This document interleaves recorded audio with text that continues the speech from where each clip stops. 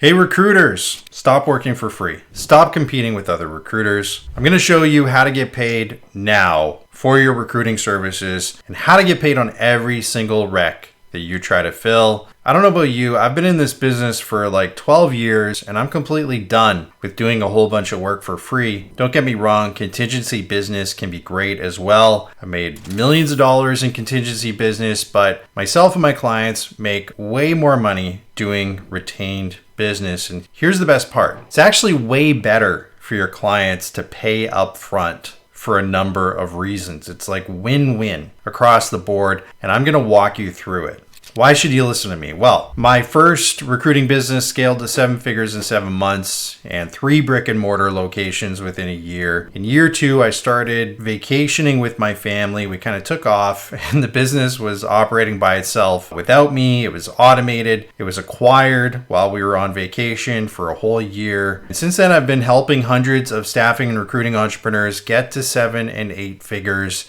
And I will absolutely make sure that you get there too if you're ready to commit. So now, how the heck do we pitch retained services and why would companies pay you up front? I'm going to answer the second question first. There are 2 reasons for why they would pay you up front. Reason number 1 is because you're going to demonstrate that they're going to get way more coverage on their role and therefore they're going to be able to solve their pain in a more reliable way. Reason number 2 is because you're going to incentivize them to choose a retained model. It's not going to make any sense for them to choose a contingency model. And this leads me into answering question number 1, which is how do we pitch it? Let's assume that we're on a call with a prospect. Perhaps we've pitched a candidate from our database and this prospect is interested in potentially meeting a candidate of this caliber or with the skill sets that you pitched. So what has happened here is that you have demonstrated that you have the inventory that can solve the pain of this prospect. Remember that hiring managers have pain. When they can't fill a role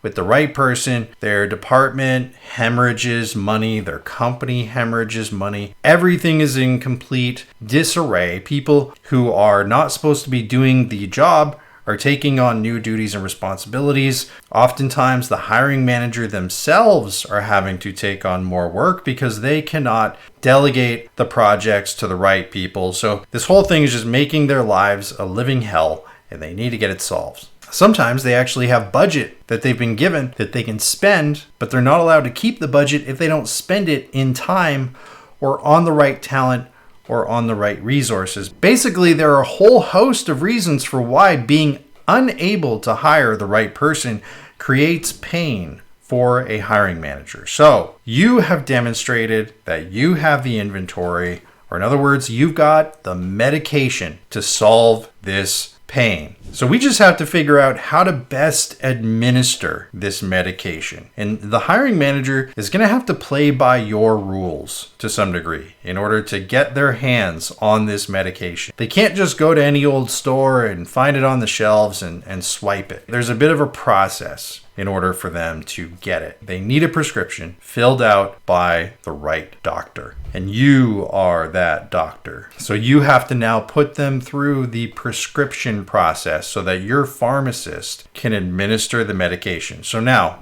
let's put this in more real world terms of the sales conversation with the prospect. So step 1 in the sales conversation is to help the hiring manager dwell in their pain. Everyone needs to understand that their pain is the reason for why this call is happening. You can start by asking them, what was it that motivated you to set up this call? We already know what the reason is. It's because you've got this candidate, but what we're trying to do is make sure that the prospect realizes why they're on the call. Because they might pretend that there's another reason for why they're on the call. So what we're trying to do is draw out the prospect's realization of their own pain. Let's just get that pain out in the open. The problem has to be clear to everyone. So to your question, they're going to answer that, they're interested in discussing the candidate that you spoke about, or they're going to talk about the difficulties that they've had in trying to fill the role in question. So now we want them to acknowledge all of the things that they've tried that are not working. So we can start by asking them, what steps have been taken thus far to get this role filled? How have you tried to manage your pain so far? What doctors have you seen? So we want to know how actively their internal team has been working on it. We want to know what tools they've tried to leverage. We want to know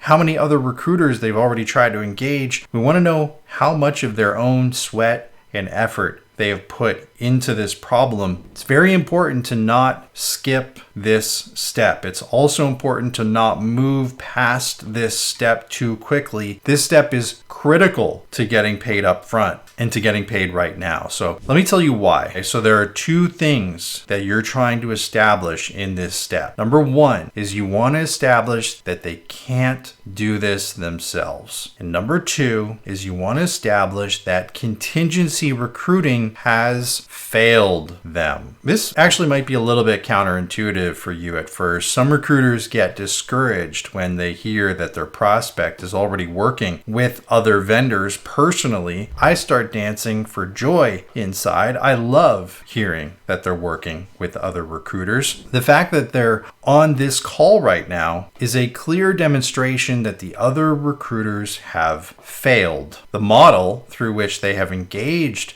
the other recruiters has failed, and they still have significant pain that needs to be resolved. So it already doesn't make sense for you to pitch the exact same thing that they've already tried. They've already been to the contingency doctors and they still have their pain. So it would be completely ridiculous to prescribe the same medicine again. So now it's time for you to prescribe a different medicine. So once they have sufficiently dwelled in their own pain, we can describe the agenda for the call. The agenda is not really to learn much about the prospect, and it's also not to pick up any orders right off the bat. Instead, we want to explain our service and link it to how perfectly it fits for solving the prospect's pain. And then we want to come to an agreement on terms. So this is not an intake meeting. This is a sales meeting. So here's what you can say. On this call, we want to quickly explain what we do. We want to understand whether your requisition could be qualified to use our service. And if so,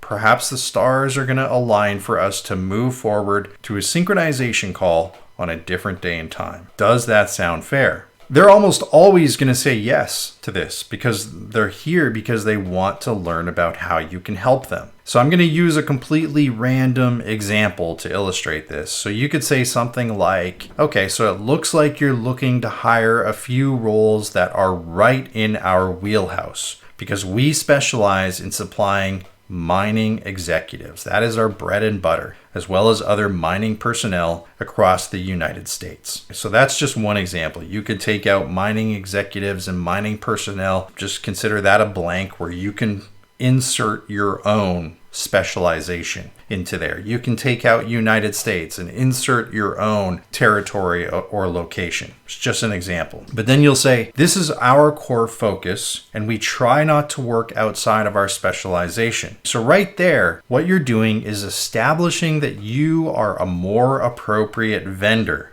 than what they have likely engaged with in the past. So you want to make a statement about your value proposition that is more well positioned to their business than any other vendor could have been prior to you. Then we can ask them if they already have approval to work with a vendor for these hires. You can also ask them how urgently they need these people in place. You can ask them about other high priority recs in addition to the ones that you've already discussed. Now here's a really important bit. This is where we really get into selling a retained service. By the way, we're not going to be calling it a retained service. We're going to call it performance-based. This refers to hiring candidates based on their performance in relation to their peers and their ability to achieve results rather than their qualifications and experience on a resume document. Remember that a lot of companies actually think they could just post ads and get applicants that they would want to hire. The smart ones are going to realize that this doesn't work. And we also want them to know that this is not at all what we're going to be doing.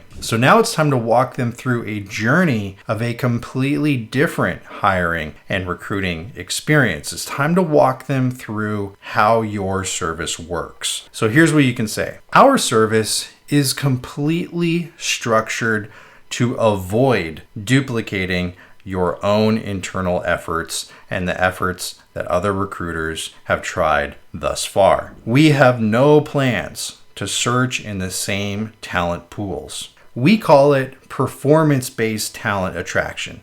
This is what our clients have had the most success with, and it's a structure that enables us to secure top performing candidates. We're not going to be getting our candidates off of job boards or resume databases. The people in these areas are typically looking for work because they're not performing, they are not reliable, or they have been let go. We assume that these are not the types of people that you would want to pay our fees for. By contrast, our recruiting system is structured to only connect with passive talent that is exceeding company objectives year over year. We do not connect with them because they're looking for work. We connect with them precisely because they are not looking for work and their current companies want to keep them. These are the types of people in our network that we build relationships of trust with. And over time, they become open to hearing about opportunities and willing to make a change, and they reach out to connect with the people like us in their network that they've already built relationships with. So notice in what we have said thus far, we have described how our service is completely different from just a typical applicant processing service. We are not just going to be processing applicants. We are going to be actively pursuing highly coveted professionals. But we're not finished here. Now we want to demonstrate the overwhelming flaws in the contingency model. So now we can say the following. We try to stay away from the contingency model completely for a few reasons.